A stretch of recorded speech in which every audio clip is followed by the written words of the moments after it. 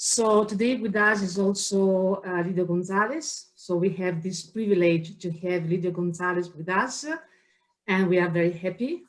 She was the national contact point for climate, environmental, etc., the Challenge 5 in Horizon 2020. And she's here to help me going through all my slides and correct me anytime that is needed to make any remarks, of course, and to give you some more information on cluster 5 and 6, which are the cluster climate and food in Horizon Europe, and are the clusters where the topics you are most interested in are. So, hi, Lydia.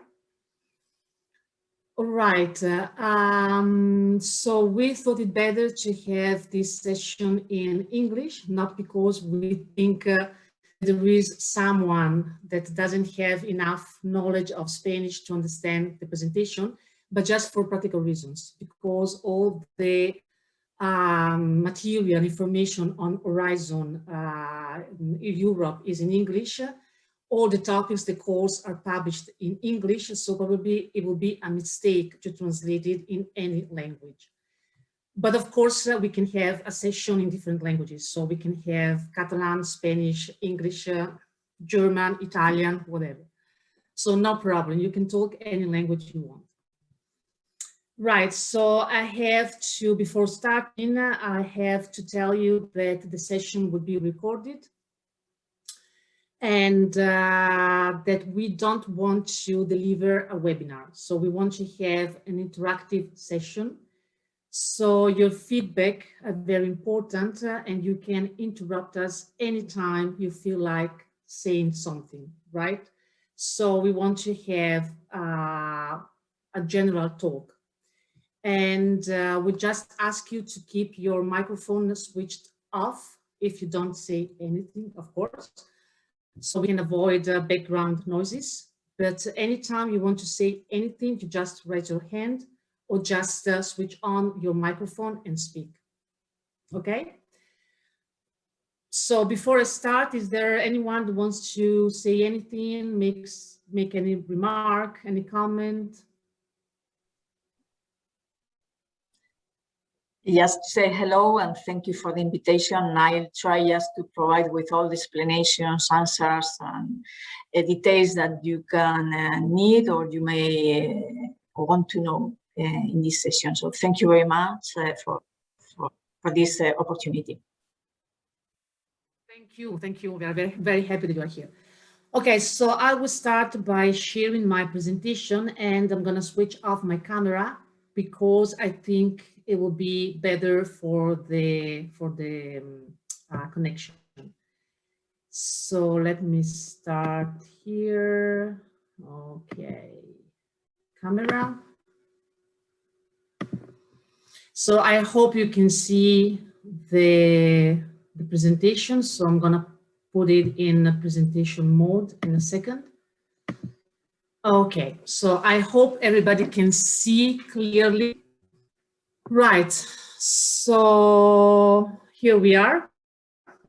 So we know that Horizon Europe framework program and is the biggest financial program for research of the European Commission, and has a budget of 95.5 billion euros and will cover the period 2021-2027. Okay, in my presentation, what I'm going to do is brief information, very brief, on what's new in Horizon Europe, the novelties of the new framework program. I know that probably a lot of you have already listened to other webinars, and for sure you have followed the webinar organized by the University of Girona last week. So the webinar was on the logic behind Horizon Europe, so the policies, the strategy, etc., how to prepare a proposal, etc. So here we will concentrate on the beef, so to say. So to give you information on what really might be of interest for you to prepare a proposal. So where are the calls, the topics that might be interesting for you. So we will have a look at the water and climate related calls in pillar 2, which is the top-down pillar. And then we will give some information about the calls that are transversal, which means that are bottom-up. So they are not tied up to any field of research. And basically they are in pillar 1 and pillar 3, but as they are exactly the same as in Horizon 2020, it will be very, very easy to present them. There's not much to say. And then, of course, we will have a session of questions with Lydia. And so you can ask whatever you have to ask. Right. So, as in Europe, anytime there is a new framework program, of course, the key question is new. So what should we be aware of? What should we expect? How should we prepare for proposals? To be honest, not much to say. There are not many changes. As you can see from the picture, the program hasn't changed much. So we have 3 pillars in Horizon 2020. We have 3 pillars in Horizon Europe, and more or less they are the same. So basically what is new is a reorganization to streamline research and innovation, so a better organization. And we can also see some keywords that give us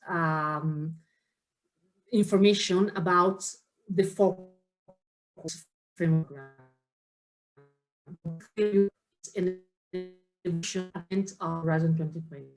So what was already in Horizon 2020 would be reinforced and Horizon Europe. For example, so pillar 1 and pillar 3 at the beginning had the word open in their title. Then they changed it in excellent science and excellent innovation. But openness is one of the keywords of the new framework. Use the word sharing here. So basically, the focus is on open science, a new policy to European partnership, increase competitiveness as well, and education. So basically, enforcing what was really there in Horizon 2020. So just to underline that the 3 basic aims of Horizon Europe is the technological sovereignty, as we said, to strengthen the European scientific technological basis and the European research area, European competitiveness to boost Europeans' innovation capacity, competitiveness and job, and sustainable society, to deliver on citizens' priorities and sustain our socio-economic model and values. So here are the 3 basic aims on which Horizon Europe is based. So, what is new in each of the pillar? So pillar 1 basically there's not much new. So the novelty is continuity. So we have the same bottom-up investigator-driven pillar. And we have 3 basic sessions: European Research Council, European Marie Curie Action, and Research Infrastructure. So the only change here is that future and emerging technologies factor has been removed from this pillar and spread out across the other 2 pillars. So the flagship actions have evolved into the missions actions in pillar 2. We will see them in a minute. while the remaining FACT action, the one that are for breakthrough, disruptive innovation, have moved to pillar 3. So this is the only new. We have some changes for degree actions. So what were innovative training networks have evolved into doctoral networks. And as board say, this means that all the fellows that are involved in the program must enroll in a PhD program. It's mandatory to enroll in a PhD program. Before it was not like this. Another novelty is that there will be a maximum of 10 students unless the option is industrial or joint doctorate. There is some news also for the individual fellowship. So now they are called postdoctoral fellowship. And here, basically, the novelty is that there will be a limit on the research experience of the applicant. So it's not possible to apply if you have more than 8 years experience in research, postdoc experience. And probably this has been done in order to avoid overcrowding of application and to let people that have more experience applying for other schemes, for example, the ERC. Okay, for the second, we have also some news and probably the most important one. So pillar 2 continues to be a top-down pillar with prescriptive topics. But maybe the novelty, and this is something that was already started in Horizon 2020, the novelty is that the prescription is more for the expected outcomes. So you have to deliver what the Commission asks you to deliver in the expected outcome section. But you are free to deliver it in the way you find most appropriate. So you are free to cover your research in different ways. And this is where your creativity, your originality, your innovation comes out. Then we have this new introduction of missions. So what are missions? Basically, missions are an umbrella of actions drawing from several clusters and or other programs. As I said before, they are a little bit like the FET flagship projects. So the FET flagship were ambitious mobilization of forces around a theme, for example, brain or graphene. And here we have the same mobilization of forces, but around a challenge. So every year there'll be a set of challenges, like, for example, cancer. Basically, there will be investments and there will be collaboration and partnership and a set of direction to deliver solution to these great challenges. The actions are of Horizon Europe framework, and they operate as a portfolio of actions, such as research projects, policy measures, and even legislative initiatives. They will have their own calls in the work program, but they also influence all the calls in pillar 2, okay? And what is really very important is that there will be a ranking factor to come into play to prioritize the proposals with same score. So if they are, sorry, Lydia. Just a word about the missions. I mean, a small explanation or a small adding.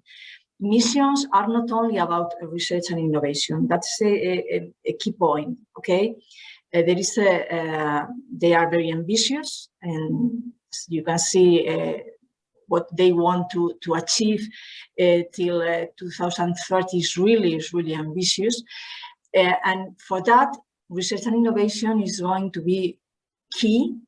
It's critical, but it's not the only thing that are going to be under the umbrella of the missions.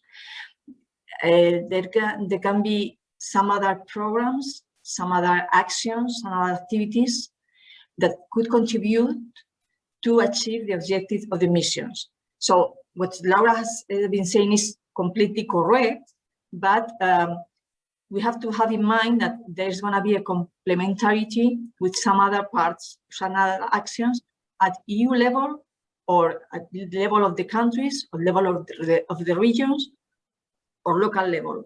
That can be, for instance, mobilization of funding instruments or activities in not exactly in the research part, but more close to the implementation part, okay? It's just so only want to mention that. Thank you. Okay, thank you very much for your remark. Okay, I just wanted to say, and Lydia can correct me if I'm wrong, that missions don't have their own budget. So there is a 10% of Pillar 2 budget dedicated to mission. And basically, this money are taken from all the different clusters. Is that correct? Absolutely correct. Right. So, okay, as I said, every year there will be a set of challenges selected. And for this year, we have cancer, adaptation to climate change, including societal transformation, healthy oceans, sea, coastal, and inland waters, climate neutral and smart cities, soil health, and food. So if your proposal address these challenges, even if the score is lower than another proposal, it will go ahead because you address the missions. Right, so there are other novelties which are less important. So, for example, there will be the introduction of a pilot double-blind peer review for two-step proposals, the 10 pages that you have to deliver, and then if you are successful, you will deliver the second part. There will be a new topic structure and proposal template, and we're going to see it later.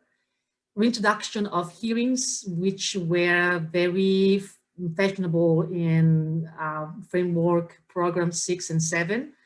So basically, during the negotiation, you might be asked to go to Brussels to talk with the European Commission to explain your proposal in order to convince the European Commission that you should be funded, basically. And then there is the introduction of a right to react. So basically, the evaluation of your proposal will be published on the funding and tender portal, and you have the possibility to give back to this evaluation, and this feedback will be taken into account before finalizing the evaluation summary reports.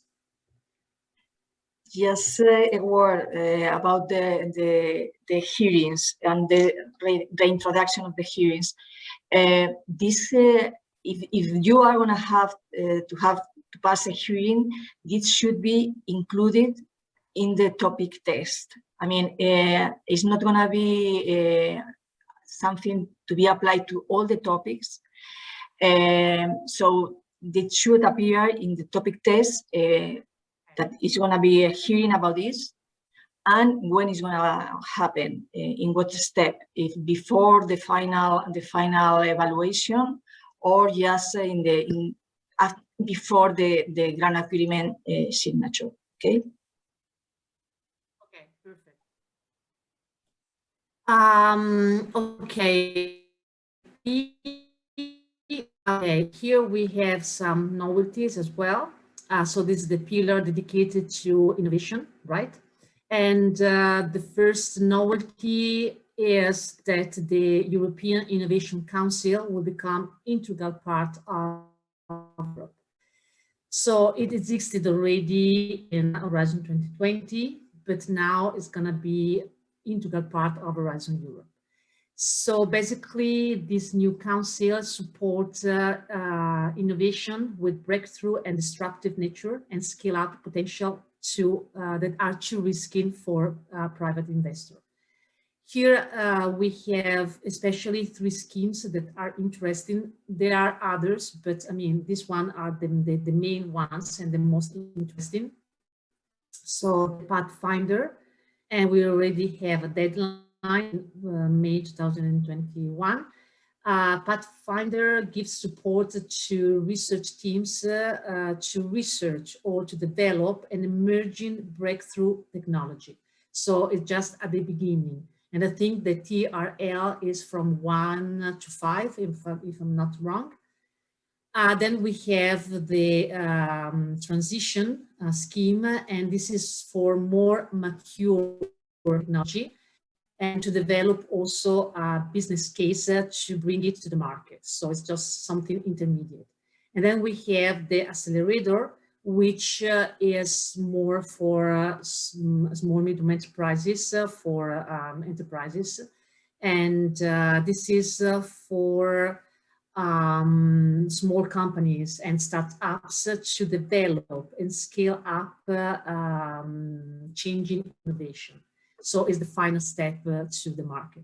And we also have a deadline here, the 9th of June 2021. Then we have this new European innovation ecosystem, which is not something concrete, it's just a virtual system. And it aims to create more connected and efficient innovation ecosystem that support the scaling of companies and well, the scaling of companies. So it is based on 3 elements: connect, which means join together existing strength of European, national, regional, local ecosystem, and also to pulling in new, less represented actors and territories. So to create synergies at local, global level and on the territory. Then we have the scale up, which means support to scaling of companies and reinforces their capacity. And then we have the Innov, small medium enterprises, which basically should help small medium enterprises to increase the research and innovation. So this is the scheme, as I said, for small medium enterprises. And then we have the European Institute of Technology, and well, this institution was active already in 2020. It was created in 2008, so it has a long history already. And this institute is based on the knowledge triangle, which means business, education, and research. And basically what it does is to create communities based on specific challenges, the so-called knowledge innovation communities. And we have here a bunch of them. So we have, for example, the climate, digital, food, health, and more will be created under Horizon Europe. So what else is new is on Europe? Well, as I said, in the stronger accent open science in Horizon 2020, if I'm not wrong, was like a pilot, and here is going to be the modus operandi. So will be reinforced and developed. Then European partnership, a new approach to European partnership. So we had to expect a new generation of objective-driven and more ambitious partnership in support of for the European Union policy objectives. So European partnership, I mean, Eranet, joint programming initiatives, all these partnerships that you already know. Simpler rules, so I'm a little bit skeptical about this because every framework program, they say that the rules will be simpler. And at the beginning, it is like this, but at the end, it results to be more complicated. So we will see about that. But I mean, the objective is to have simpler rules to participate in the topics. We have a new topic structure, as I said. So if you remember, in Horizon 2020, the topic started with the description of the topic, started with the challenge. And then we had the scope, and at the end, we have the expected impact. So now we have at the beginning of each topic, we have a table with some quick information. For example, on TRL, budget per topic and per project, the type of action, funding rate, so very visual and very immediate. Then we have expected outcomes, which is not expected impact. And I'll tell you in a minute why it is important to differentiate. So expected outcomes be brought as the first heading of the topic structure. And I think this reflects the desire of the Commission of paying more attention to this part in the writing of the proposal. So in Horizon 2020, typically the expected impact was the last part of the description of the topic, and it was the last part written in the proposal. And it was the most difficult part to write, and it was left until the end. So at the end, it was written very quickly before the deadline with low quality, etc. And I think the Commission realized this. And I remember also that there were many evaluators and experts in writing proposals that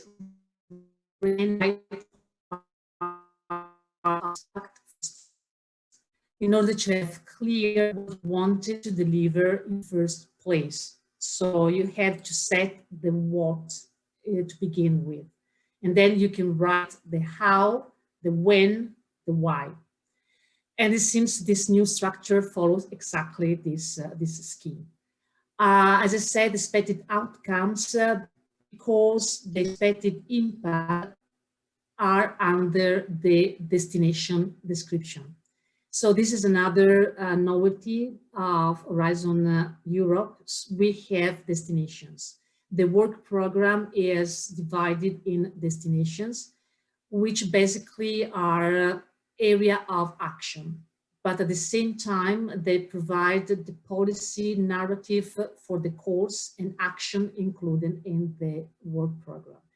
And there, if you read the description of the destination, you have a section that is expected impact. So just to give you some definition, definition of given by the European Commission. So the distinction between output, outcomes, and impact. This is important to know. So basically, output are the results that you have at the end of your project. So basically are the deliverable, okay? Outcomes are defined by the Commission. What change you expect to see after successfully disseminate and exploit your project results. So outcomes is what you have after dissemination and exploitation of your result. So we might call it short-term impact. and the impact, the expected impact, is kind of long-term impact. So it's what is expected, the impact that is expected on the wider scientific, economic, and societal level. So is the contribution of the project to the wider society, to the economy, and to the science. Right.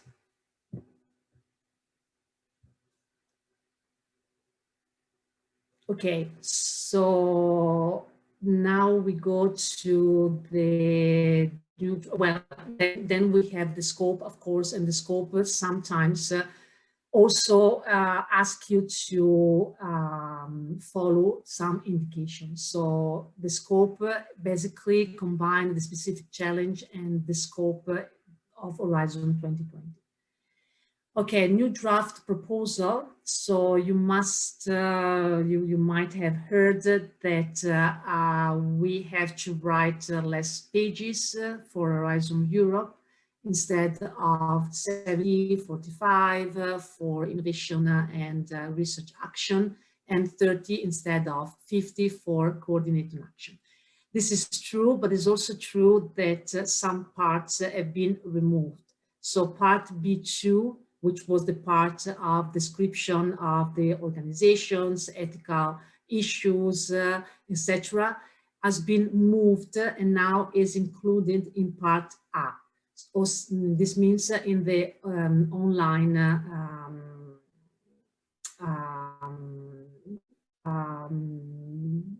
forms that you have to, yeah, in the online forms. So there's also the management structure also has been removed. So probably you have to describe it in your consortium agreement. And a new introduction is this gender equality plan. Basically, this is mandatory for public bodies, not for private institutions, and is not compulsory in this first course. It will be compulsory starting from 2022. And it consists in a self-declaration that includes data on personnel, of course, the number of female and male, but also on publication, training, and other data. Another novelty in the proposal template is a nice table that we find in the impact section, in which you have to describe specific needs, expected results, dissemination measures, target groups, outcomes, and impact. And for each of these different aspects, there is a clear definition. So specific needs are the needs that triggered the project. Expected results are, as I said, what you expect to generate by the end of the project. Dissemination, exploitation, well, we know about that. Target group are the end users, basically. So the people that will benefit from the result of your project, and outcomes and impact, as I have already said.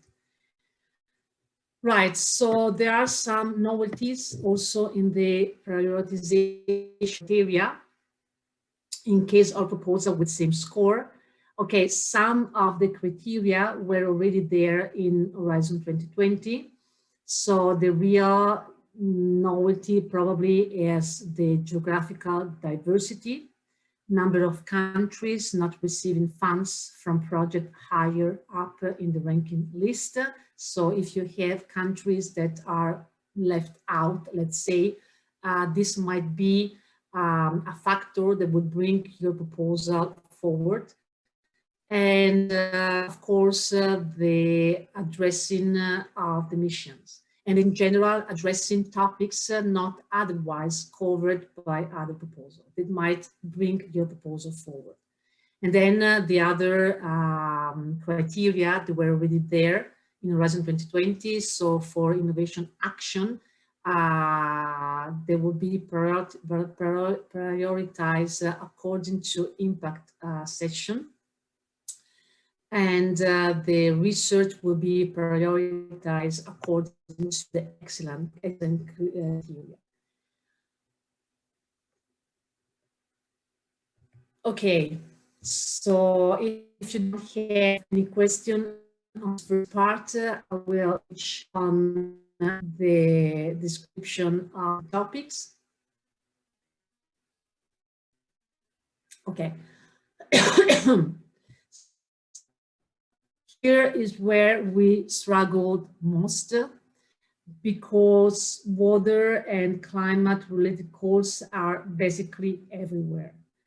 Given the less prescriptive nature of the topics, the multidisciplinary and more systematic approach to global challenges, basically the environmental, climate and water issues are permeate all the clusters of the Pillar 2. So we have interesting core in all the pillars, all the clusters that I've highlighted in yellow under Pillar 2. And so we're going to see them in a minute.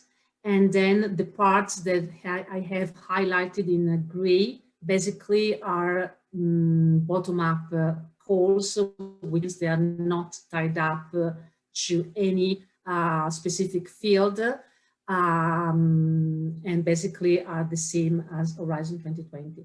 As I said, for Pillar 1, European Research Council, so we have the starting grant, the consolidated grant, the advanced grant, and for this year, calls are already over. So there were 2 calls and the deadline were in April for the starting and consolidator.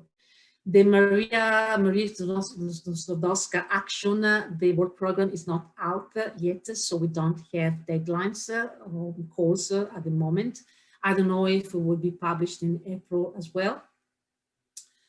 And European Innovation Council, we have seen the Pathfinder and the accelerator calls. Right, so for each, yes. Laura, just a small comment about this,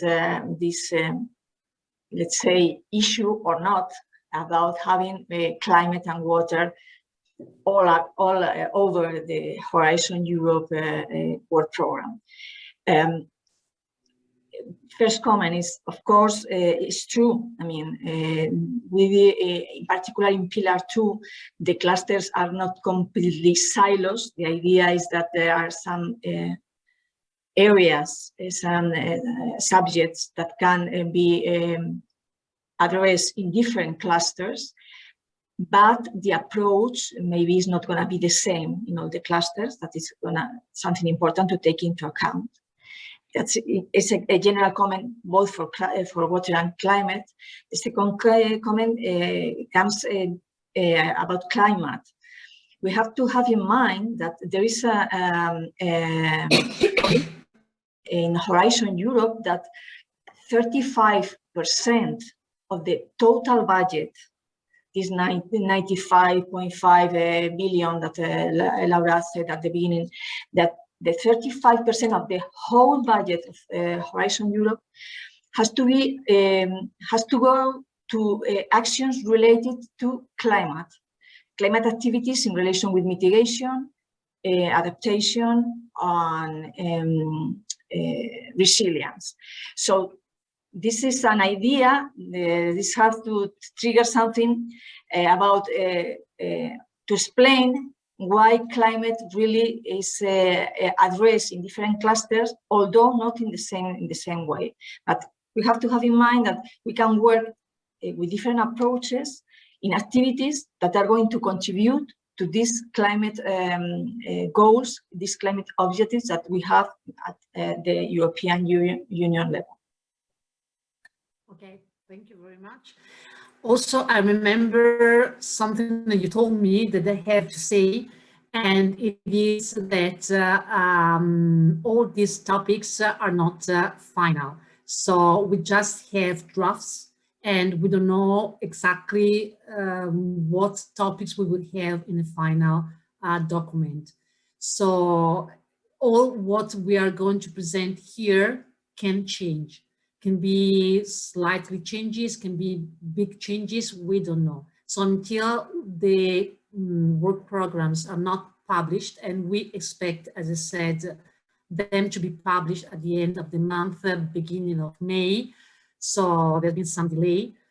So until they are not published, anything can be changed.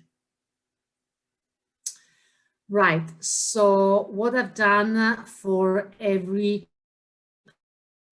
I do, well, I have to, first of all, just to give Caesar is due, as they say, I have to say that all the slides that I'm gonna show here are taken from the webinar organized by the Water Knowledge Europe in March. So we relied on their experience to present the calls that are water, environmental, or climate related. So, and here, first of all, I would like to show the aim of each cluster to see how they are related to the field of research we are interested in. So for health, the two aims are, first of all, to develop technologies to serve societal well-being, economic prosperity, and environmental sustainability. So here, of course, environmental sustainability is the keyword. That's why we might find something interesting for our field of research. The other aim is to deliver more personalized and effective health care with less resource wasting. So on one side is sustainability for the environment, on the other side is avoid wasting of resources. And here's the selection of the topic that we thought might be interesting. 6th edition. And so under the 2, we have a couple of topics that might be interesting. So the one is on the impact on health brought by climate change. What I'm gonna do now, I'm sorry, I didn't say so.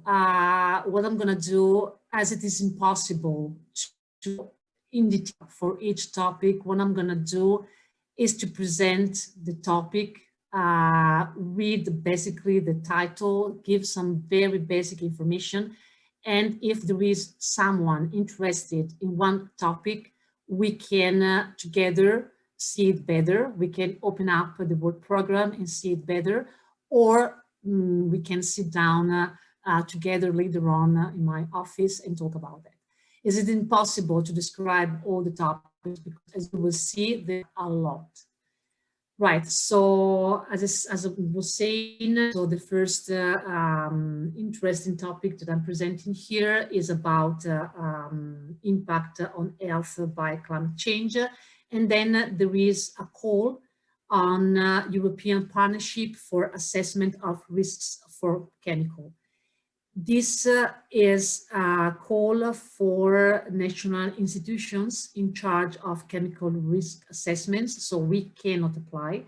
But of course, when the partnership is formed, they might issue calls that may be interesting for us.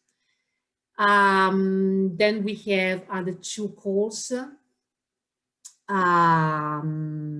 To reduce poverty-related disease, and of course, poverty-related disease means also disease that are caused by scarcity of water, for example, in sub-Saharan Africa.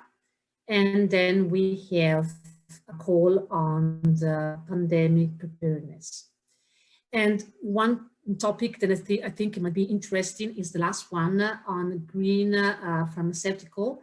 So basically, the aim is to produce pharmaceuticals that are greener by design or less harmful for the environmental. Okay, so let's go to cluster 3, civil security for society. And here, Laura, could you please come back to the previous slide and just to say a word in order to, okay, as Laura said, these are some topics that can be really related with climate and water. My only word is that, I mean, in Horizon 2020, before and now in Horizon Europe, this openness, these topics that are not so prescriptive, many times means that in order to achieve all the things that the topic is asking for, we need to have a very transdisciplinary and multidisciplinary consortium. So the important thing here is that for sure there are going to be some climate experts or water specialists, but the aim of this topic is not the environmental part, okay? Is the part related with health, but of course it's needed to have some climate experts in order to address these health impacts. It's important to have some people that knows about water scarcity and the effects, how to achieve these problems in order to achieve the problem with these diseases related to this area. But I mean, the aim is related to health, but it's going to be needed some expertise on these climate and water areas or environmental areas. That's what I try to explain when I say, okay, it's going to be in the whole Horizon Europe Pillar 2 in all the clusters, but the approach, how to participate in these topics is going to be different from cluster to cluster. Just this. Thank you, Laura. Thank you very much. Yes, of course, this course, the role that we might be, the researchers here might be in these topics might be marginal. So of course, this is very important to underline. Yes, absolutely. So of course, the clusters where we might have a central role are more the 5 and the 6 on climate and food, and here we might participate as necessary part of the consortium, but of course it's difficult that we might have a principal role, absolutely. And this is valid also for the next cluster, civil society. So here we have aims of the cluster, and probably the most important one for us is creating a more resilient, inclusive, and democratic society. Why? Because we know that in order to create a more resilient, inclusive, and democratic society, we have to make this society prepared and responsive to threat and disaster. And we also need to improve the management and access to basic infrastructure and basic resources such as water, for example. So here is a democratic European society, and as I said, resilience against threats. Well, of course, for us, for what we are interested in are more climate and weather related threats. So here we have selected topics, and the first one I think is quite interesting. Basically, environmental crime is intended as breaches of environmental legislation illegal traffic, smuggling of persons. And this call, in particular, the aim is to support the police in finding polluting substances intentionally dumped in land and water. Then we have some topics related to infrastructure, which might be far away from our interest, but the key is that they refer to any kind of infrastructure. So there might be energy, water, any kind of infrastructure. So the first one is the expected result is to improve large-scale vulnerability assessment of key infrastructure, and the other one is resilience in case of pandemics. Then we have two topics on cybersecurity and why cybersecurity. It doesn't seem to be related to anything that might be our field of research, but again, is the critical sector in which these two topics might refer to. It can be a sector, it can be energy, transportation, health. It might include drinking water supply and distribution service.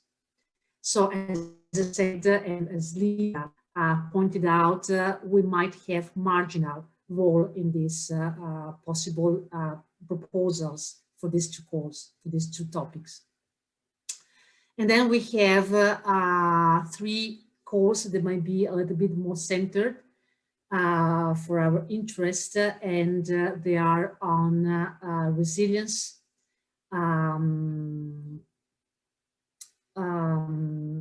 disaster resilient society.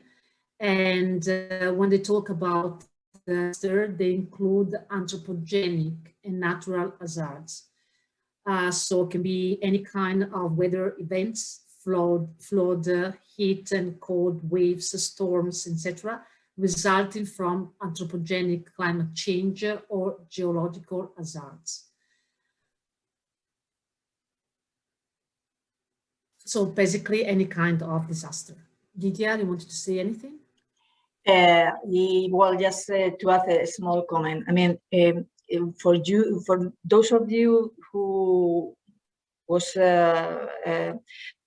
was participating in the Societal Challenge 5 in Horizon 2020, you remember that this part of disaster resilience was shared between Societal Challenge 5 and Societal Challenge 7, security.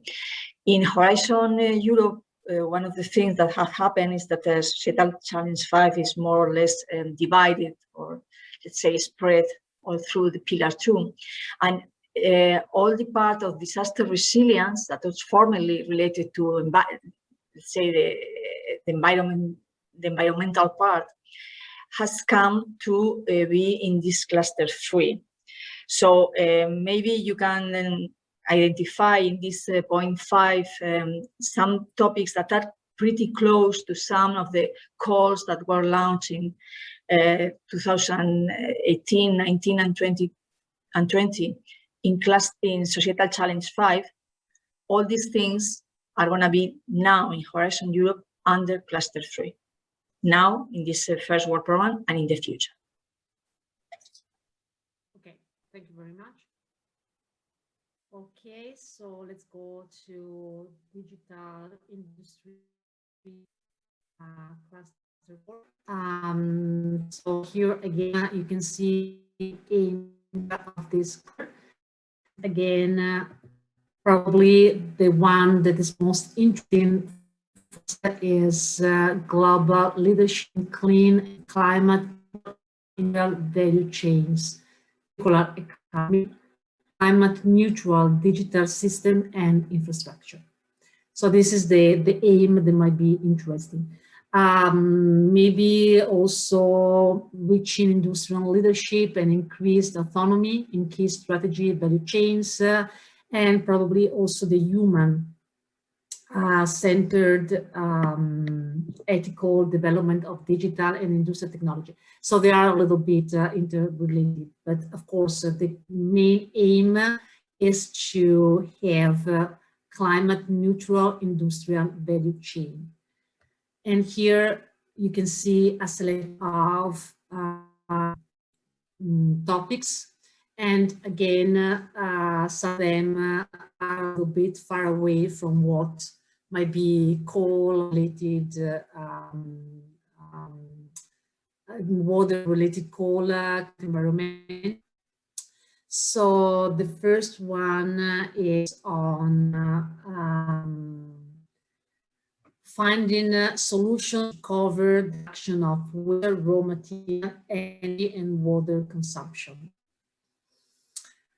The second one is basically environmental footprint, improving circularity in extractive and processing value chain. So, of course, we should read exactly where you might have a role in these topics. Then we have a topic on boosting economic recovery and strategy autonomy in strategic digital technologies through pre-commercial procurement. So here what is expected are proposals that would bring to the market new green digital solutions, can increase Europe's resilience and capacity to tackle the circular economy and climate challenge. This topic supports public buyers to collectively implement pre-commercial procurement to drive innovation from the demand side and open up wider commercialization opportunities for companies in Europe. So basically, pre-commercial procurement is an activity undertaken by government or public-private partnership to support innovation through the purchase of research and demonstration services, which usually includes the delivery of a product prototype. Then we have a set of topics on artificial intelligence, robotics for the Green Deal. So of course here the key word is Green Deal.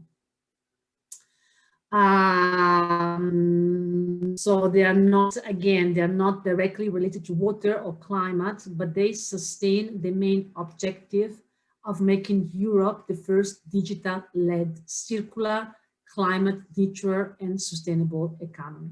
So there might be something interesting as well. Then we have a set of topics on basically monitoring to reinforce the capacity to respond to threats and disaster. So Earth and spatial monitoring. So the EGNSS, I think, is Service European Global Navigation Satellite.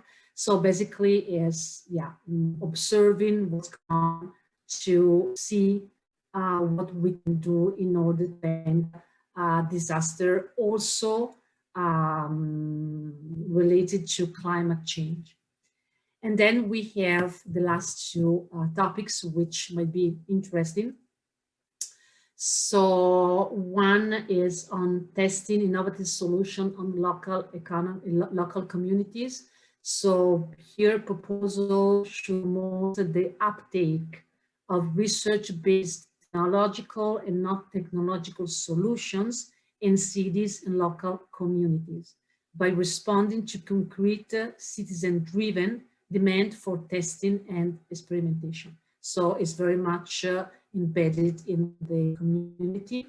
And the last one might be also interesting is on art-driven experiments and design. So basically here, what they want to do is to stimulate uptake of digital technologies across different kind of sectors. They can be manufacturing, mobility, health, agriculture, etc. And through art-driven experimentation, implement new technologies, including associated process and solution. Right, and now, Laura, may I say something about this cluster? Yeah. About the cluster 4. Cluster 4 is a digital, industry, and space. Okay, just to have in mind that when talking about the part of industry include the part of circular industries. So all the changes, all the modifications, all the transformation that this industry need to achieve in order to meet the climate objectives, reduction in greenhouse gases, are going to be addressed in this cluster. Also, the part of the use of the water use in industries, all the circularity of water industries is going to be addressed specifically in this cluster. And talking about the digital part and the space, in this cluster, the idea is to develop the solutions, I mean, in both parts, in digital and space, to develop the solutions, and the use of the solutions is going to be addressed in other clusters, okay? So, for instance, here in the part of space, we are going to, for sure, is going to address Copernicus and EGNOS, and they are going to try to address the solutions. What we can find in the work program in cluster 5, that is this one, is that there are many references to these Copernicus services, to this Copernicus data, to be used within our proposals. So to keep in mind that this cluster is in digital and space, mainly to develop the general solutions, let's say, and the application of these solutions specifically in different areas is going to be addressed in the different clusters. Thank you. That's all. Okay, thank you. Right, so let's go to the cluster that really are more interesting for you. Cluster 5, climate, energy, mobility. So here we have a set of aims, and probably all of them are relevant for our kind of research. For example, for sure, transition to a new and resilient society, climate neutral and environmental friendly mobility. So everywhere there is the topic of environmental friendly, resilience, etc. So it's really, yeah, the one that probably we will find more interesting. And here, of course, we have a lot of topics. There are much than one. So I don't know if Lydia wants to comment or just go through, read every topic. Probably you know much better how to. Your science. Yeah, maybe before going to through the topics, and maybe you can explain the topics pretty much well. One thing that I want to say, because again, it's like a little bit puzzling that we say, okay, climate is in everywhere, but we have a cluster that has climate in the title. So why this happens? Okay. You can find this in the work program of cluster 5, and because we asked the Commission that it should be explained why this happens, and what they have written is that this cluster 5, and in particular one of the destinations, the destination one, that is climate science and services, concentrates on activities more related, not exclusively, but more related to climate science and modeling. And in other clusters, for instance, cluster 6, supports research and innovation in those specific areas covered by this specific cluster, related to mitigation and adaptation solutions for this specific cluster. For instance, in cluster 6, we are talking about the primary production. So those solutions related to mitigation and adaptation and resilience in primary production are going to be addressed in cluster 6, or all the actions related to these mitigation activities related to industry is going to be addressed in cluster 4. Or all the things related to the disaster resilience related to climate change is going to be addressed in cluster 3. Here in cluster 5 is more, what is said, the climate science, not only science, but also solutions, climate services, and all the modeling and changes that has to be done in this part. But this is why it's not only climate here in cluster 5, but there is a cluster that has climate in its title, because it's important to keep on working on this generation of climate and climate services and climate modeling. But the specific measures are addressed in the specific clusters. Laura. Thank you. Right, as I said, I'm going to go through the topics and later on, if there is anything that you might ask in concrete on this topic, we can ask Lydia, or we can see better in the work program. So climate science and responses for the transformation towards climate neutrality. So here we have a bunch of topics. Modeling, one on modeling, as Lydia said, for climate change mitigation. Maximizing, the second one, maximizing the impact and synergy of European climate change research and innovation. I think this is coordinated action, so it's not exactly research. And the third one, enhanced integrated assessment in pursuit of global climate goals. Then we have better understanding of the interaction between climate change impact and risks, mitigation and adaptation options. Supporting and standardizing climate services. Improved economic methods for decision-making on climate environmental policies, so it's on policies. Restoration of natural wetlands, peatlands, foodlands as strategy for fast mitigation benefits. And then we have the second destination, cross-sectoral solution for climate transition. And well, the first one, emerging technologies for a climate, very interesting. Fostering a transition in Europe, and I think this one is also a coordinated action, so it's more about cooperation than research. Strengthening social sciences and humanities, and this probably is something that we have to take into account for all the calls of Horizon Europe.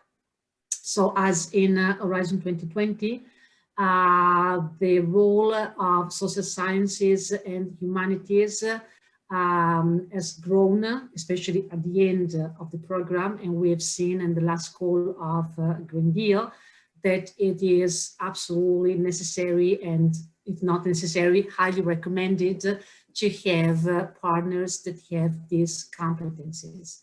So social sciences and humanities means especially the impact on society, civil society, so engagement of citizen associations and people that might be not the target group of your proposal, but they might experience the consequences of your research.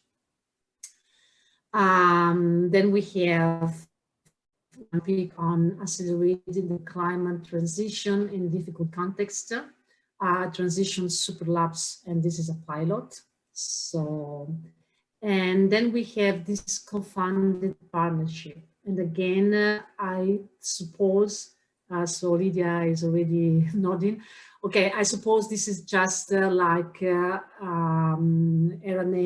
or the Joint European Partnership, where the applicants for this topic cannot be research centers. They are more governmental organization, and once the partnership has been created, then they will issue calls that might be that it might be possible to participate in. Yeah, that's correct. Completely right. This partnership in particular comes, I mean, in Horizon 2020, there was a joint programming initiative that was JP Urban.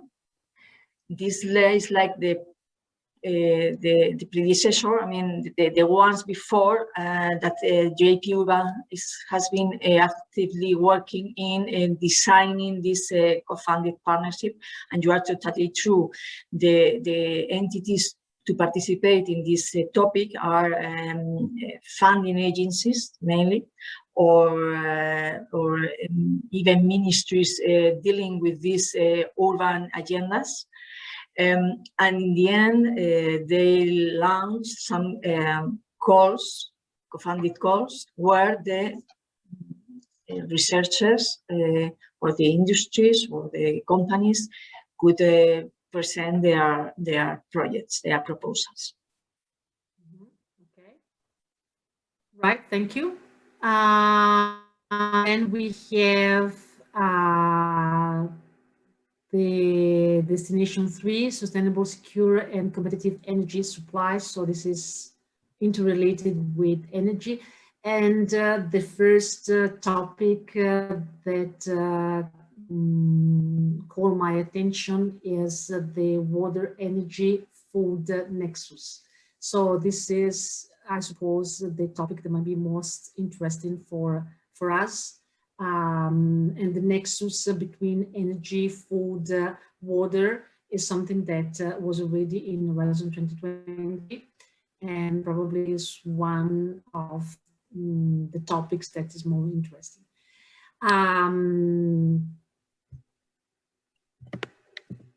Let's see, okay, then we have next generation of, well, we have a topic on renewable energy technologies. And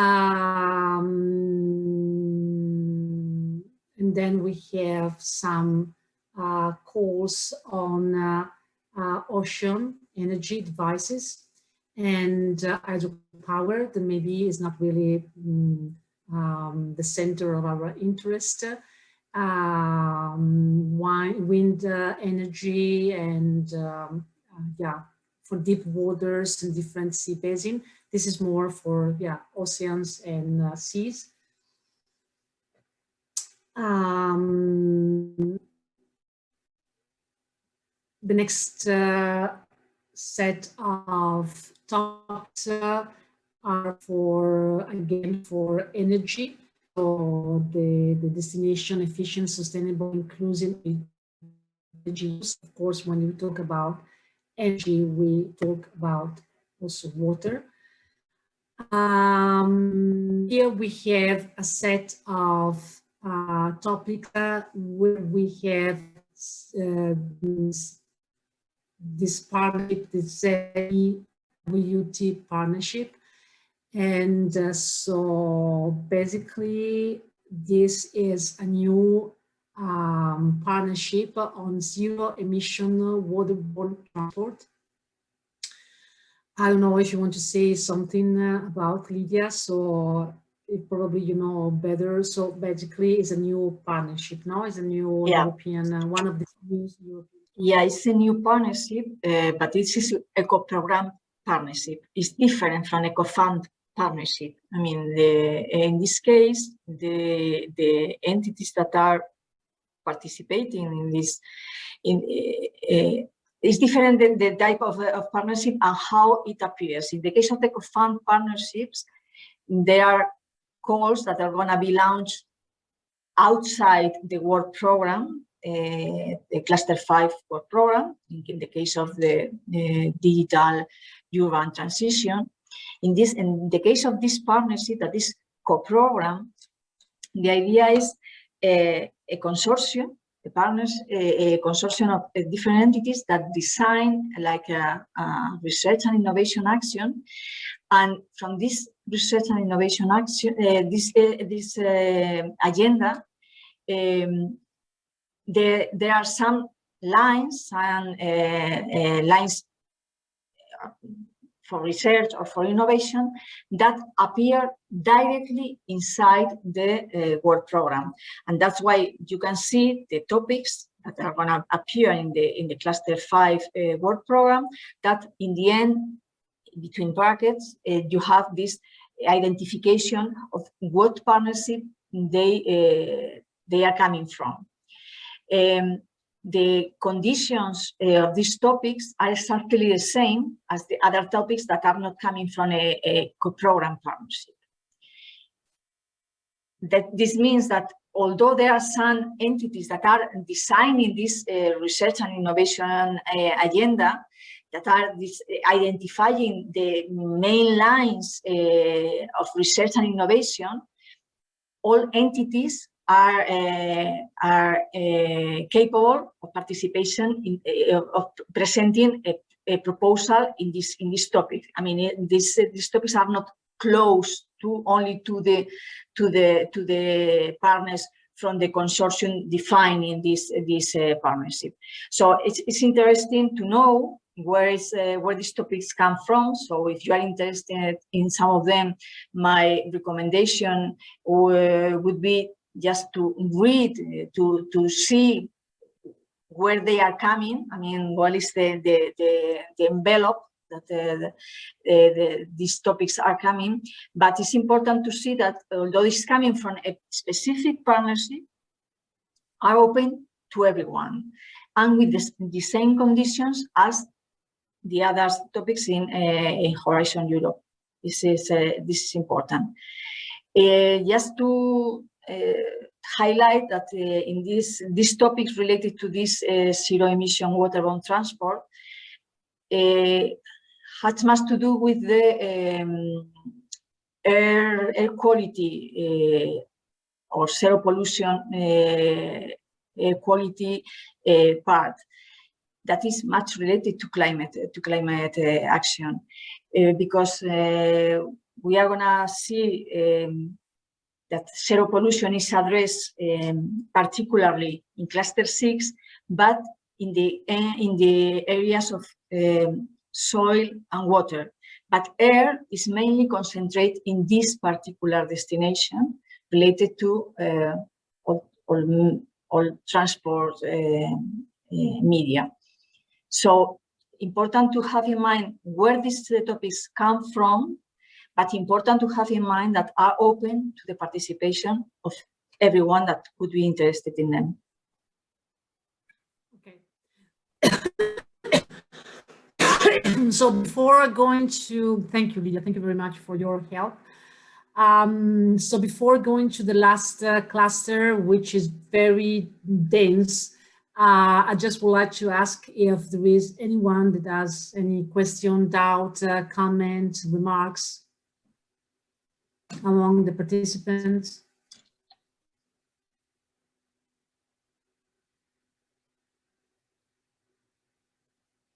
Don't be shy. Don't be shy. Don't be shy. Okay. So if there is no intervention, I go and authorize to have cluster 6 is where basically, which is food, bioeconomy, bioeconomy, natural resources, agriculture, environment. So it's a lot together. So it's not only like food. In Horizon 2020, we had cluster, I don't remember the number, there was basically just food, from farm to fork, these kind of things. But here they put together food, bioeconomy, natural resources, agriculture, environmental. So there is a lot of stuff. And so basically here you can see the aims, they are all relevant for our field of research. From better manage of natural resources, ensured food security, transformative change of European Union economy and society. So it's basically our cluster. That's correct? Yeah, well, I suppose so. Just to clarify a little bit further, Cluster 6 has together all that was under Societal Challenge 2, bioeconomy, in short, in Horizon 2020. All Societal Challenge 2. A good part of Societal Challenge 5, all that has to do with environment and resources efficiency, I mean, biodiversity, circular economy, water, environmental observation is also here. And also the part of biotechnology that was included in industrial leadership in the part of an MVP. So, I mean, it's maybe the budget of this cluster is not so high as in cluster 4 and cluster 5, but there is huge. This is very has many different areas, and well, we think that it's a good combination of this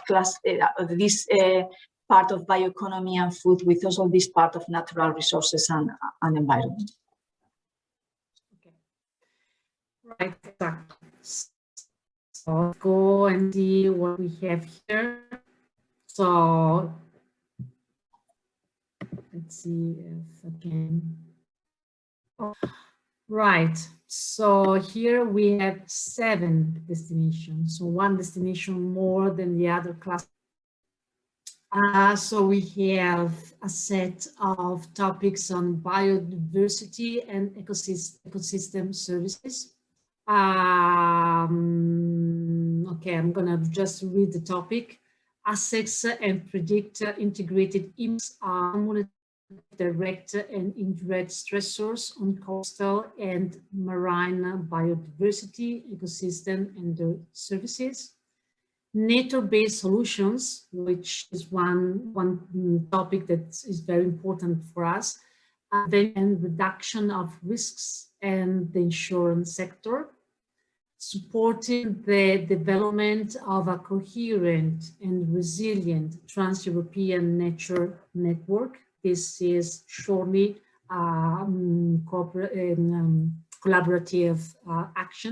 cooperative action, sorry.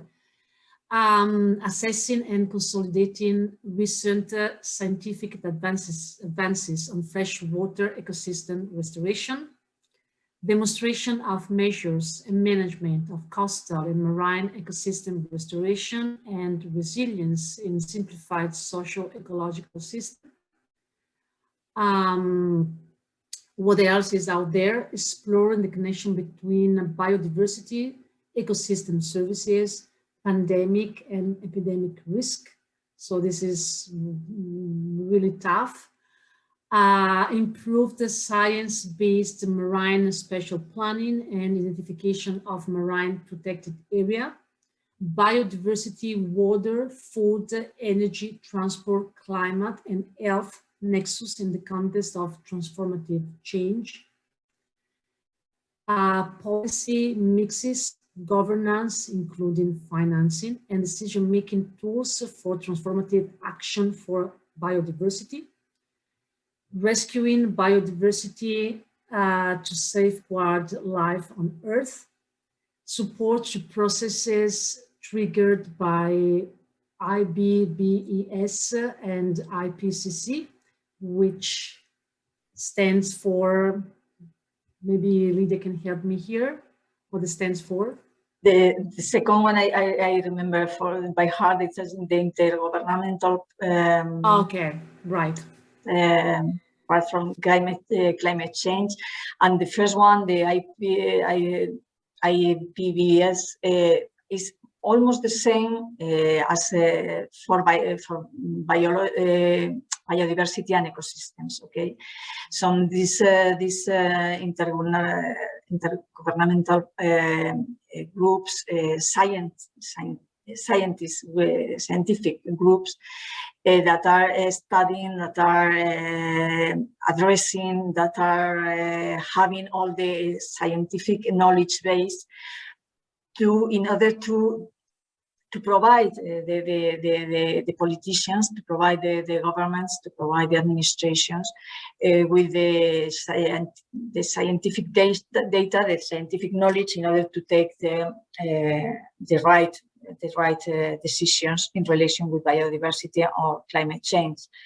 For instance, the Paris Agreement was based on the conclusions of the IPCC 5, right? Mm-hmm. So this is important. Just I want to comment a couple of things here. Maybe I should have commented before.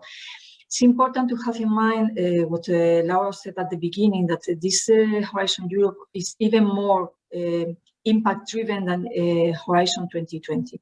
And when we are talking about impact, we are talking about impact on the achievement of the goals or the policies that we or the strategies or the initiatives that the European Union is launching or is engaged in. So in this particular destination one, biodiversity and ecosystem services, we have to have in mind that last year was launched the European Strategy on Biodiversity. And these topics, this destination, one of the big impacts, one of its main objectives is to contribute to achieve the objectives of this biodiversity strategy. So we have to have in mind this when we write our proposals, and to understand why, for instance, in this first year, there is going to be not exclusively, but maybe a major focus on the aquatic ecosystems, because they are in a worse situation than the land ecosystems, for instance. Or in order to understand why some of the topics are not research and innovation, but are coordination and support actions. These actions are, in many cases, the outcomes of these actions are the contributions to these policies that are important. So it's in order to understand correctly why some topics are in the work program, it's important to understand what is the policies or the initiative or the strategies that are behind them.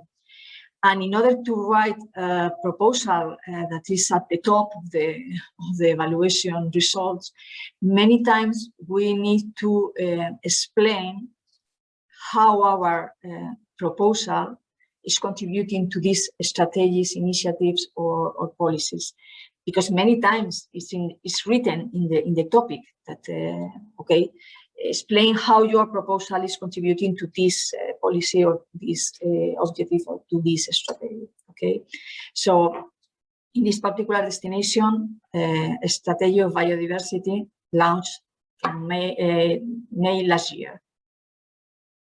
Thank you. Okay, sorry, Lydia, because it seems that Laura has been disconnected from the webinar. Just please, we will wait for a few minutes and see if she can connect again. Maybe she had some connection problem. Maybe.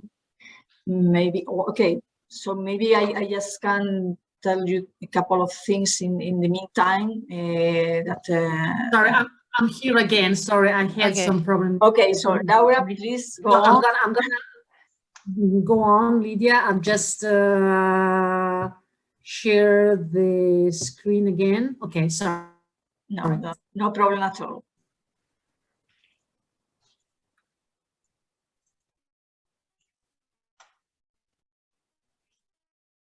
So then we have a set of topics on the farm to fork topic, also in 2020. Yes. Wait a minute, Laura. We are. So basically, fear and.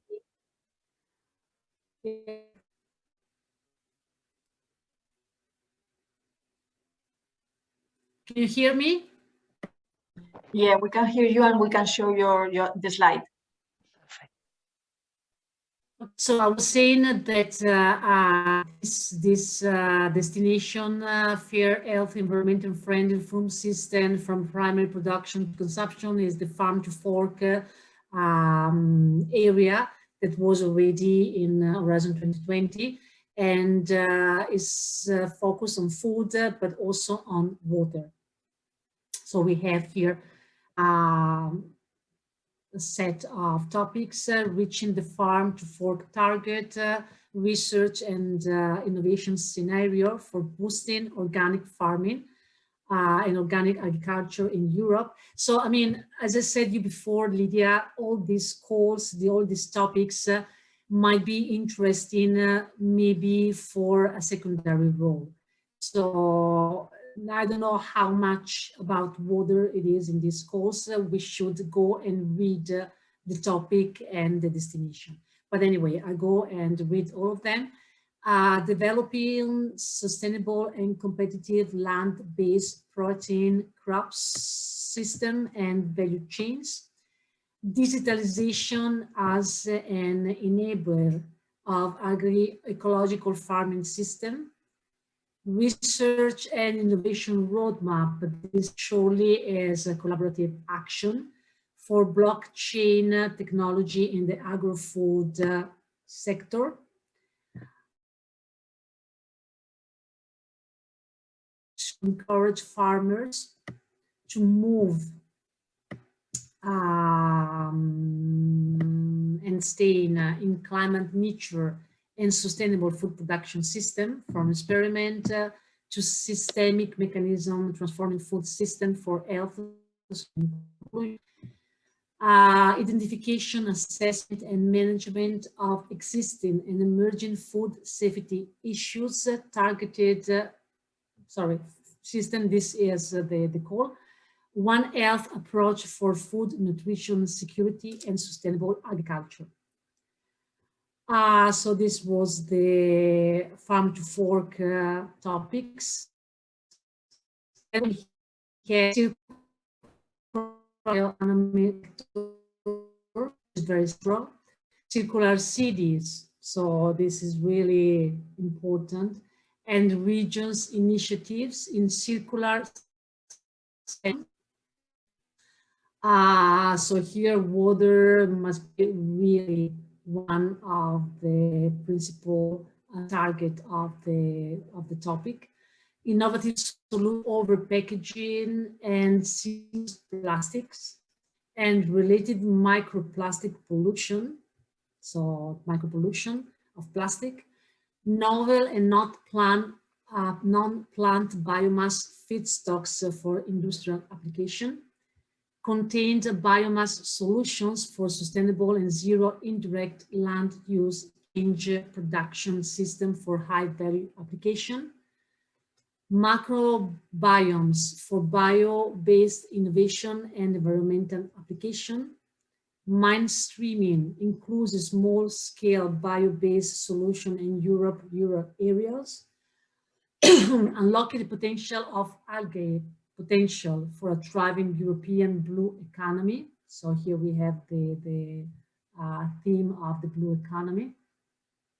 And then we have the clear environment and zero pollution. So again, I'll go quickly and read all the topics. Regional nitrogen and phosphorus load reduction approach within safe ecological boundaries, optimization of nutrient budget in primary production, preventing and managing diffuse pollution in urban water runoff. So here is center on water, achieving zero polluted seas and oceans. Well, this is really a challenge.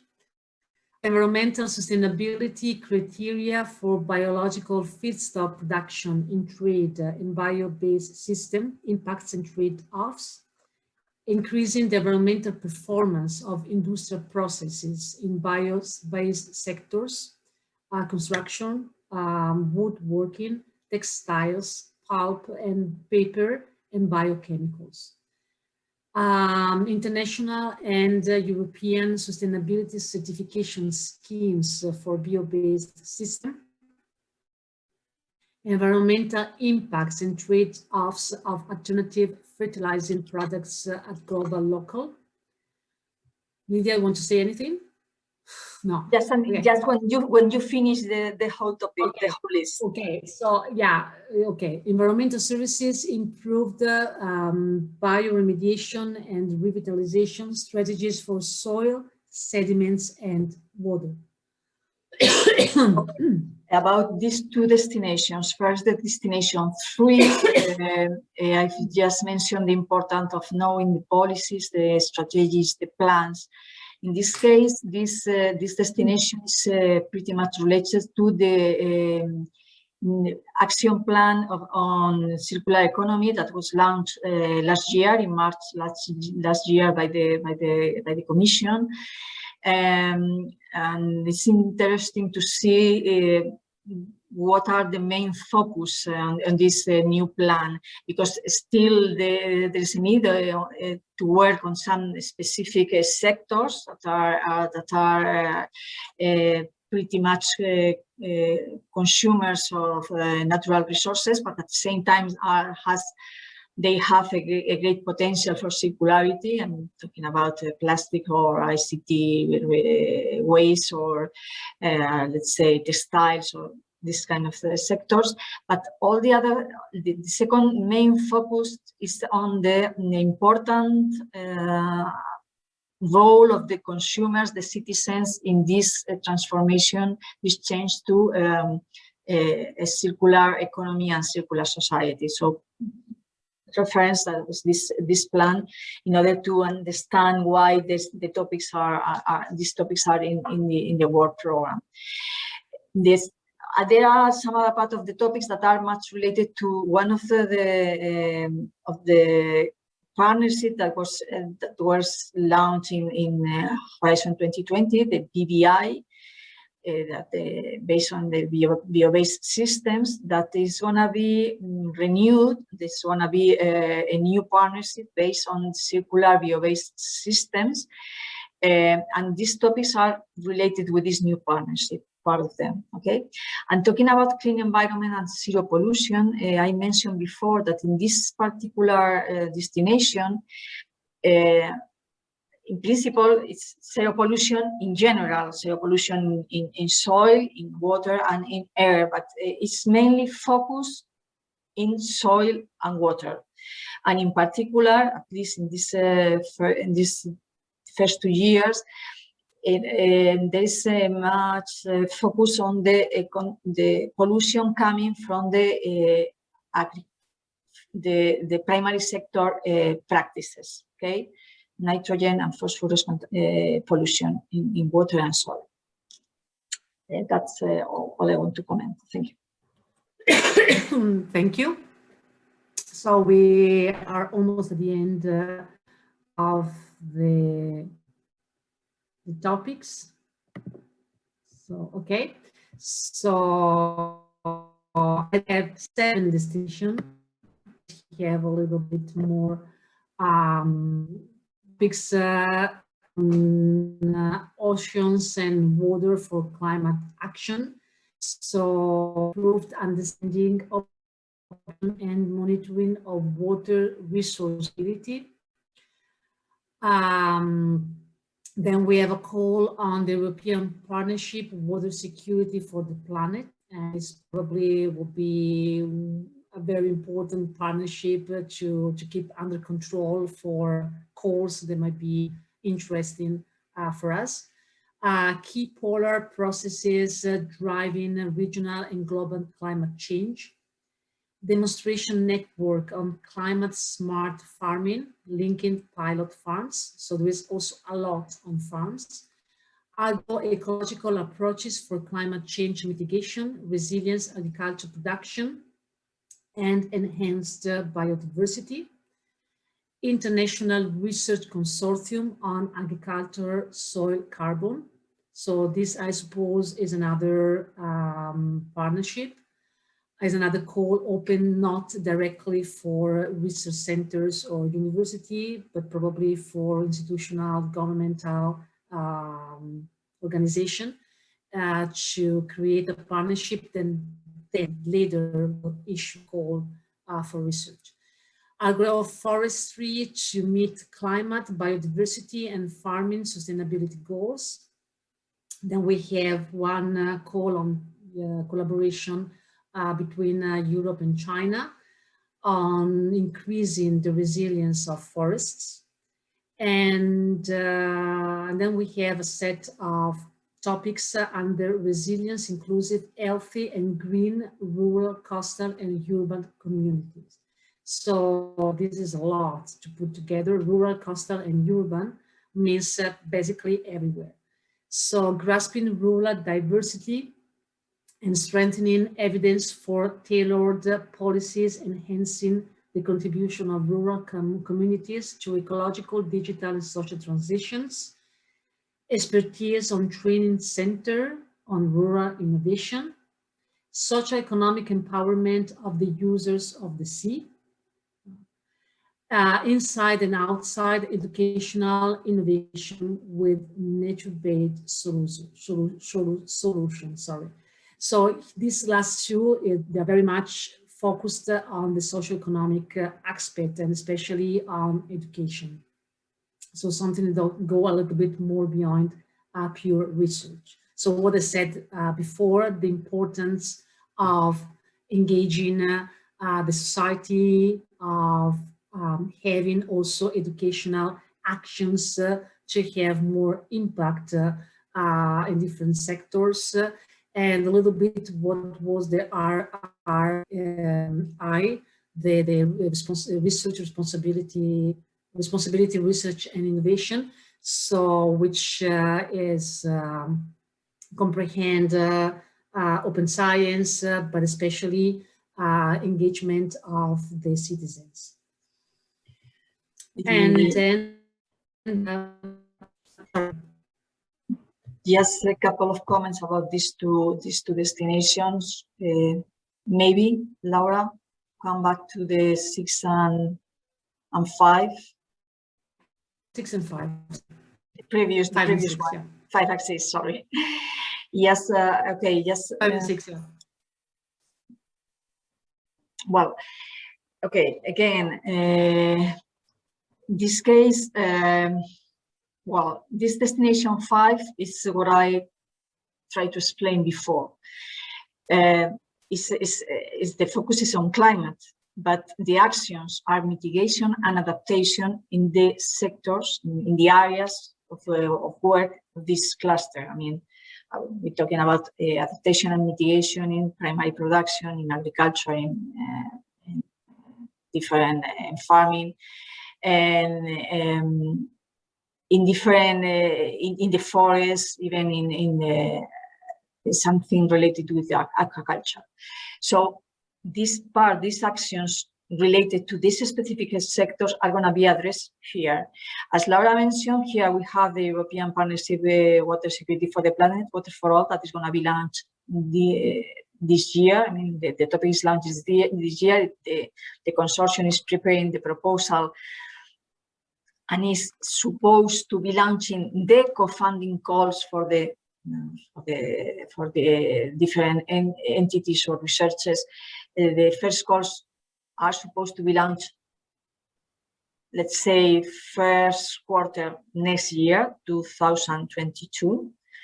And it's going to be really, really important. This partnership comes from the activities of JPI Water, but now the JPI Water is working with some technological platforms in trying to include industry administrations in the definition of this new partnership. About this topic, this number 7, International Research Consortium on Agricultural Soil Carbon, is not a new partnership. It's a coordination and support action, but this topic is too much related to the mission on soils, health, soil, health, soil, and food. So. Again, it's important to see some of this topic in relation with some other parts of Horizon Europe, like the missions. In the case of the Destination 6 and the comments about nature-based solutions, nature-based solutions is going to be something that's going to be found in different clusters inside this, in different destinations inside this cluster 6. In this particular destination, the aim is to make nature-based solutions better known by the administration, of course, but by the general people, the general citizens, the population. Make them to understand what nature-based solutions consist, and the benefits from these nature-based solutions. And also there's another part that maybe is not so much related with the subject of our meeting today, but for instance, there's one topic related to nature-based solutions and health and well-being.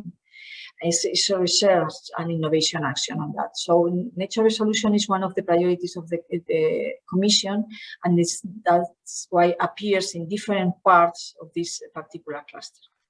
Thank you. Thank you. Okay. So now we go to the last section of this cluster. Environmental observation and digital solutions in support of the Green Deal.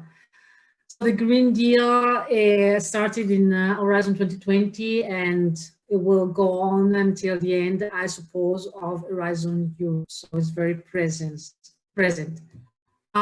So we have here environmental and social cross compliance of marine policies, improving understanding of and engagement in bio-based systems with training and skills development.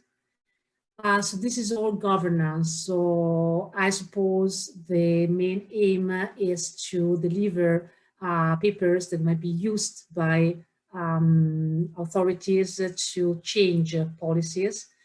Modeling land use and land management in the context of climate change. User-oriented solutions building on environmental observation to monitor critical ecosystems and biodiversity loss and vulnerability in the European Union. Preparing for pre-commercial procurement for end-use services based on environmental observation in the area climate change adaptation and mitigation. Tools to support and uptake the accessibility, explorability of environmental observation information at European and global level. Common European Green Deal data space to provide more accessible and exploitable environmental observation data in support of the European Green Deal priority actions. Broaden the EIP operational group outcomes across borders, but means of thematic networks, compiling and sharing knowledge ready for practice. So I understand this set of topics are more for collaboration than for research. Is that correct? They are coordinated in action. Yeah, in this particular destination, and in particular in this year, in this first year, there is quite a number of coordination and support actions. I mean, because in part the idea is just to gather all the knowledge, all the information that already exists, and to work on this information, on this data, and to provide this information to the policy makers, in particular. It's not. I mean, there are many CSHs in this destination. It's not the only thing, but there are a good number of them. And just to highlight that in the case of the digital solutions, in this particular year, they are mainly aimed to agriculture, not to other sectors of the primary production or to other areas. I mean, in the next years, maybe it's going to be changing the scope or of the areas that this part is going to be addressing. And just a comment about the Green Deal.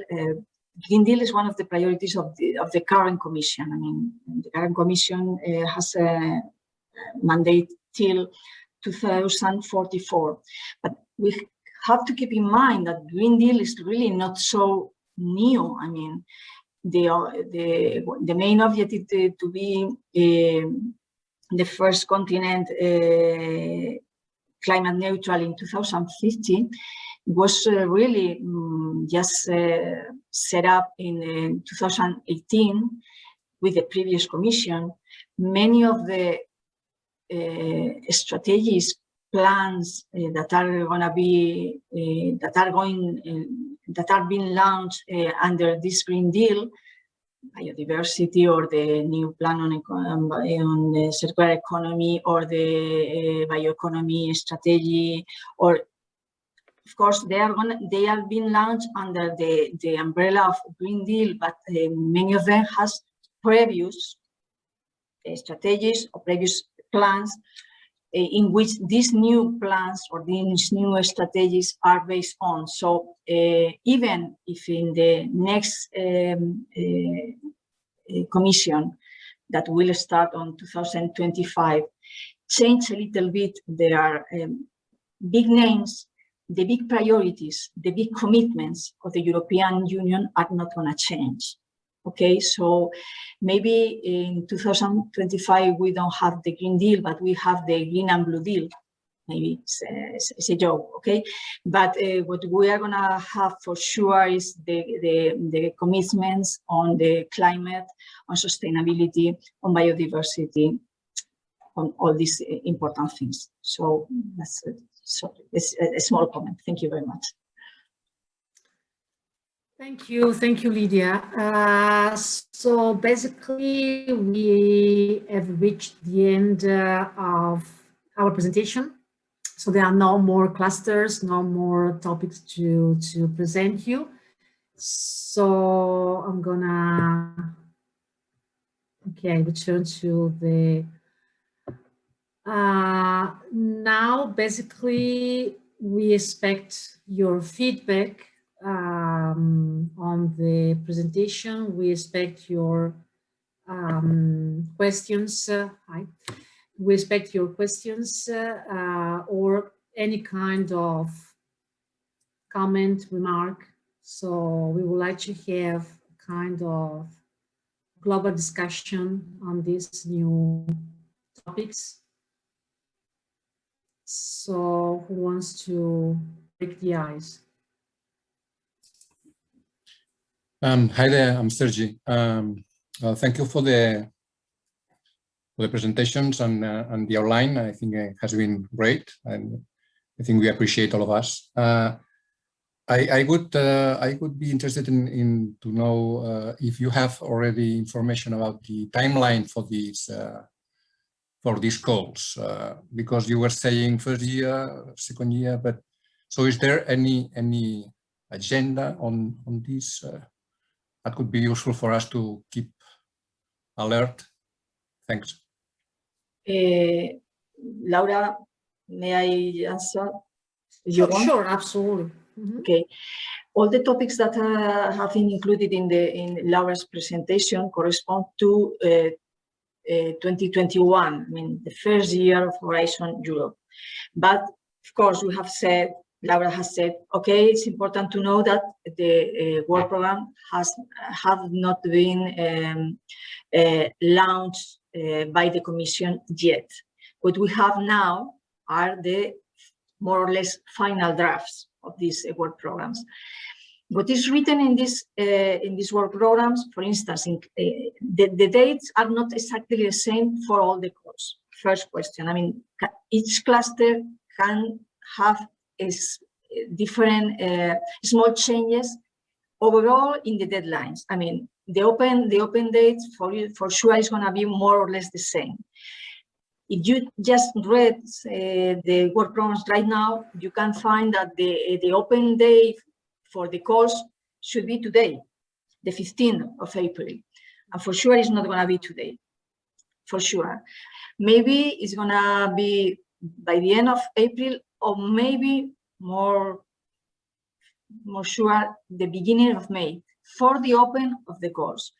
But the important thing is also the closing day, the deadlines. Well, in these deadlines is when you have never find differences among the clusters. For instance, in cluster 6, the last one, the current deadlines, current today in these draft documents is the 1st of September.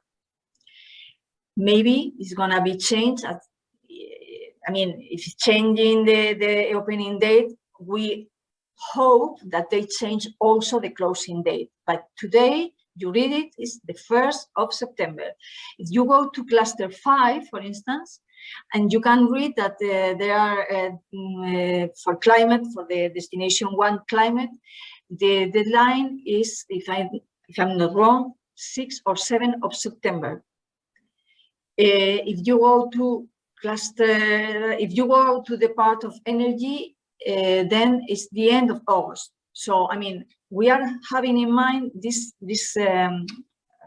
dates, opening around the end of April, beginning of May, closing dates as today, the end of August, beginning of September. Maybe the Commission is gonna put a little far away the deadlines, but no more than the end of September. Yeah, the problem is that we know that the work programs are draft, so the topics are drafted. So of course, maybe there will not be many changes, but it's difficult to start thinking about a consortium, thinking about a proposal for September if we don't know exactly what will be in the work program, what will be in the topics.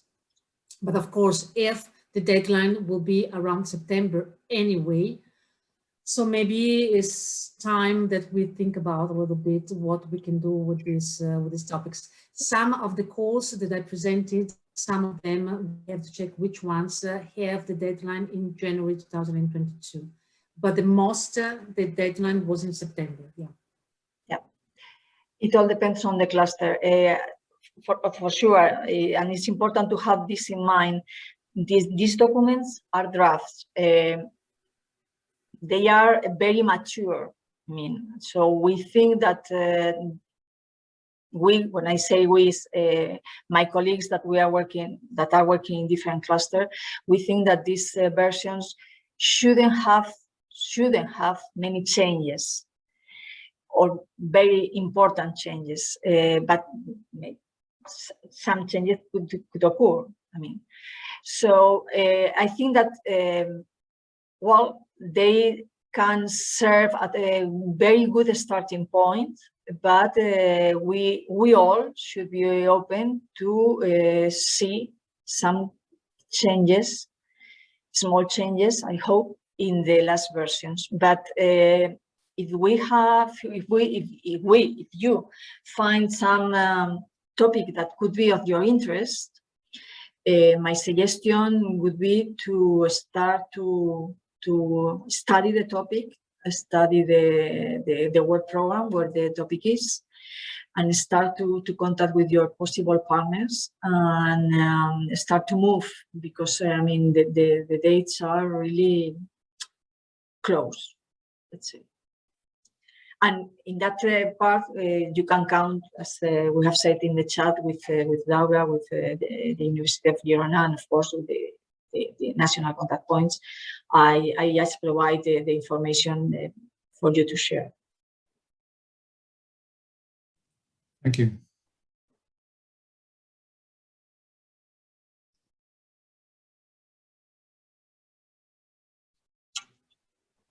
Sorry, I disappeared for a few minutes. I have problem with the connection. Any other question? So is there anyone that is already thinking about preparing a proposal? Or maybe someone that already has a consortium and you are thinking about doing something?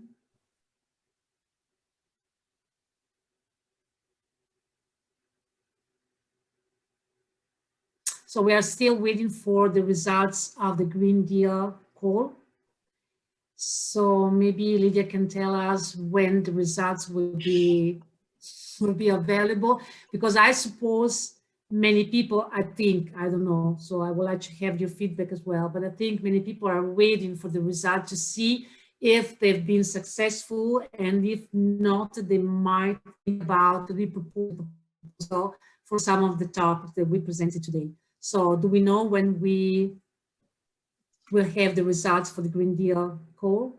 Okay, yeah, you're totally right. It's important for some of the topics that are going to be in Horizon Europe to know their results, because some of them are really pretty much related. Well, we don't have a final answer. I mean, the official dates or the official deadlines is that after the closing of the call in January, the Commission has a maximum of 5 months to communicate the results. This said, in general, Commission tries to communicate results in advance, not just to not to go to the end of this period. So I've been talking, I just been asking to some contacts in the Commission. They told me that they were going to try to communicate the results, not the Granada agreement signed, but communicate the results maybe by the end of April, beginning of May. Some other people say, okay, beginning of May or just mid-May. Around this, I mean, it's almost the same days, the same dates as the beginning of the launch of the Horizon Europe, okay? But the Commission, I mean, they know, because they have written the work programs for Horizon Europe, that it's important to know if you have your project, your proposal is going to be funded or not, because some of them could be changed. If it's not funded, could be changed in order to adapt to this new course. But let's say I should say that maybe beginning of May could be more or less when we should expect to have these results communicated. But, and this is the important part, of course, people that has their project funded, they know that their project is going to be funded. Those that are not going to be so lucky, they know that their projects are not going to be funded. but until the grant agreements are not signed, we are not gonna have a public information on what proposals are gonna be funded. Okay. Why I'm saying this? Because in some topics you can find that, okay, this would be interesting, that your proposal that have in mind to contact with other project or with other or with the results of the project coming from other proposals, or even the Green Deal call is mentioned in the text. The point is that the final, the public information about what projects are going to be funded by the Green Deal call will be known not in May, but later. So maybe we have to ask the Commission that they provide some kind of information useful for those topics, for those proposals that need to know what topics or what projects have been funded in the Green Deal call. But it's something that we need to work with the Commission. Okay? Okay. Right, so in the meantime, we received 2 comments, one from Hector de Prado, and he says, I'm trying to convince my researchers, but it's hard. They feel like leading a project of this size is far too time consuming. So, yes, I think we had a kind of evolution. So I started to work with European projects from the 5th program, and I remember projects were a little bit of small dimension. So, okay. And with time, the Commission asked for bigger and bigger consortium. Maybe not bigger as the number of partners, but bigger as impact. So, and this is a little bit discouraging. But of course, my personal answer, but then Lydia can, of course, comment, is that it's very much rewarding, right? So it's a lot of work, it's time consuming, but we are here just for this.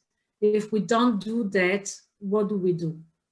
Yeah. So I don't think there is another opportunity. So we have to prepare proposals, we have to be at European level, we have to create consortium, create a big impact, because this is what we are asked. Okay, just to add something else to what Laura has said. Okay, if you have a project of this size, you really are very, very, very lucky. I mean, because these calls are really, there are many people applying to these calls. So if you have this project, a project funded by Horizon Europe or by Horizon 2020, really your project is really amazing. It's really great. And it's time consuming, but you are really, you and your consortium is really lucky. It's time consuming. I mean, I cannot say no. I mean, you need to dedicate resources, not only to the, let's say, scientific part, but also to the managing part. And it's something that you have to take in mind, but you can have, I mean, you are gonna receive money for this. You can you can even have new personnel to work on this part. So thinking about only on the conditions, on the funding conditions of this Horizon Europe and previous Horizon 2020, I mean, I think that are the best conditions that we can have in comparison with other research and innovation programs. Having in mind what means international collaboration, is not only just having the best conditions for funding your project, but is that part, this collaboration and the kind of results and impacts that you can have, and all the benefits that you can obtain participating, and much more coordinating one of these projects. I don't want to be, well, no, I want to be very proud of the Spanish participation in Horizon 2020. In general, if we have the Horizon 2020 as a whole, Spain is in the fourth position after Germany, France, and United Kingdom in terms of the money that all the projects, all the participants had gathered from Horizon 2020. But for instance, thinking about societal challenge 2 bioeconomy, we have been the first one in terms of money, in terms of participation, and in terms of coordination. So it's really time consuming, it's complicated, but it's really rewarding. And this means that now in Europe, the community, the research and innovation community, understands that Spanish entities are capable, are innovative, are good at research, but also good at managing the project. In the case of the Societal Challenge 5, we are the first ones also in terms of coordination. So this means quite a good position thinking about the participation in Horizon Europe. Okay, so time consuming, but you have some benefits together with this. And I think the trick is also not to try to force what you are doing into a topic. So basically the trick is to find a topic that match the research that you are already carrying out. So it's not like, creating something from scratch. It's just being able to adapt what you are doing, not change completely in order to fit the topic. So in this way, basically, it's just something that, you do every day anyway.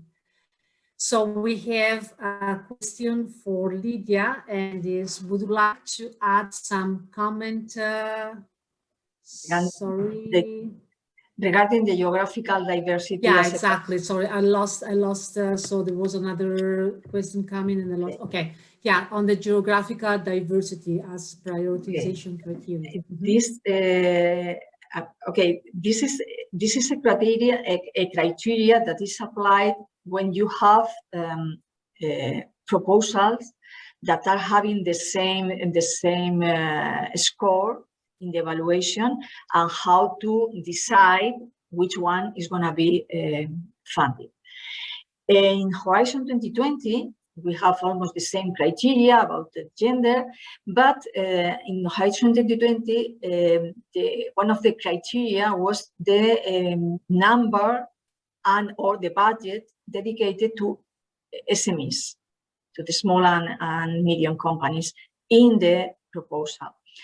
Now, in this Horizon Europe, these criteria have changed, and they include this geographical diversity. I mean, this, I want to be absolutely honest with you. This criteria comes mainly from the countries from the EU 13, from the countries from the east of Europe, Central and East Europe, that they are not so highly participating in this in Horizon 2020.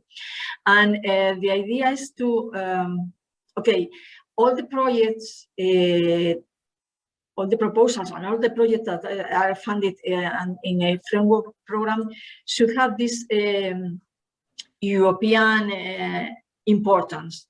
I mean, should not be only important for a country or from a local point of view. So should have this European scope. This way, what the European Commission is trying is to open even more the consortia, in order to include entities from those countries that are not so active till now, for different reasons. And these entities could be, in many cases, from the universities or research institutes that are the more active entities in this Central and East Europe, but even companies.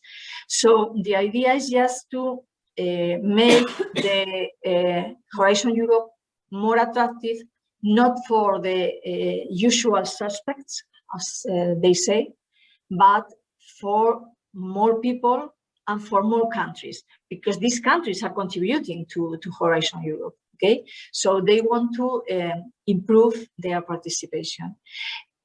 That doesn't mean that we necessarily have to include one entity from these areas, but have in mind that the European dimension should be included.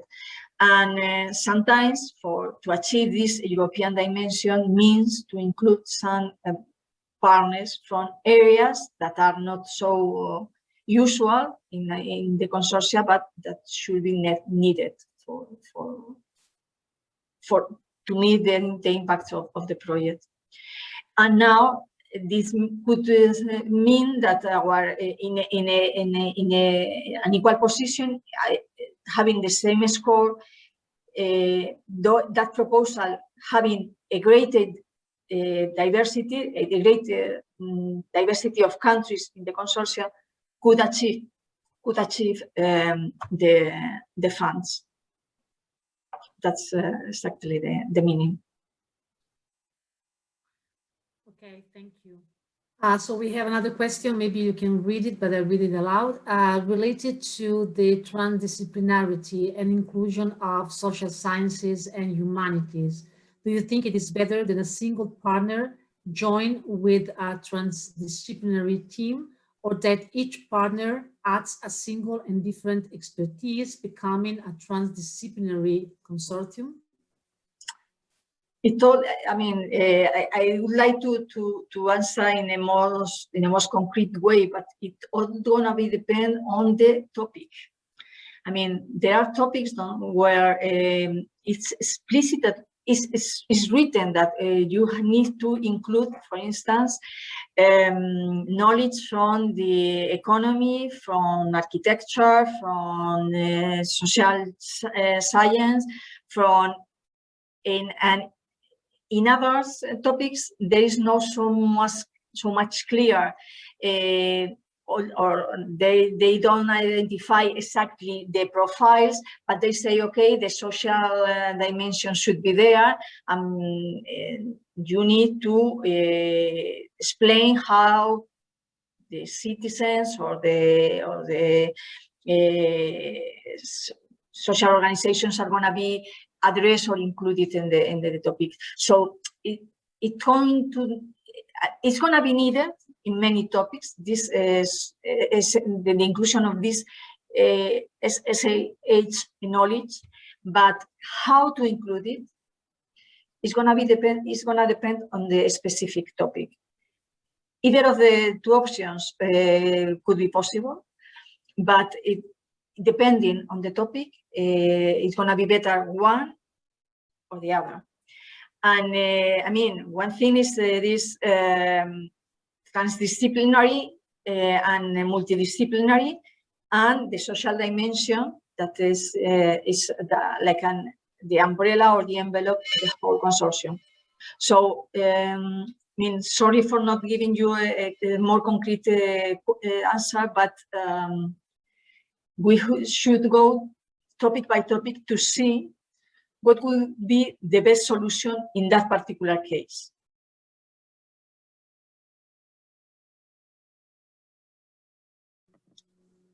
Okay. Any other questions?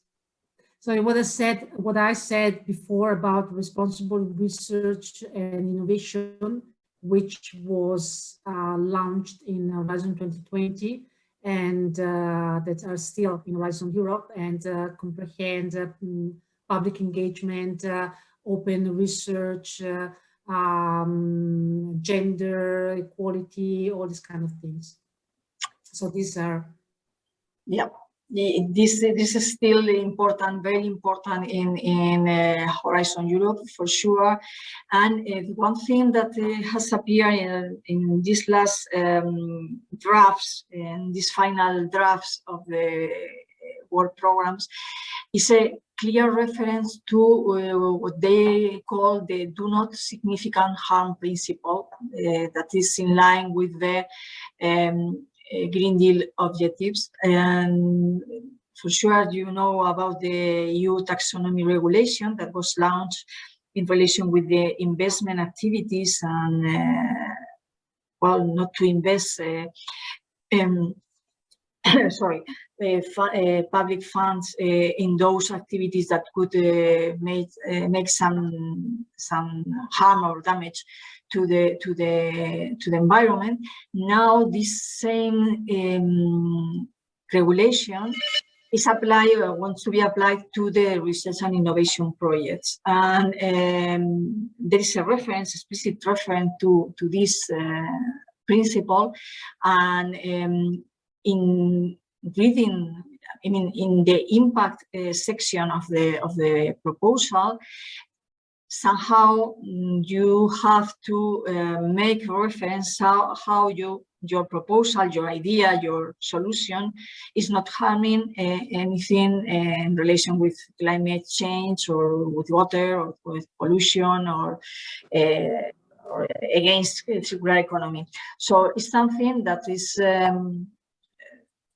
as I say, is relatively, I mean, in the first drafts, we didn't see this principle included, but in this latest draft, and I think that is going to be maintained in the final version, I mean, in the official version, this principle that has much to do with environment is going to be there in all the work programs. So it's something to take into account when we write our proposals, and in particular, the impact of our proposals.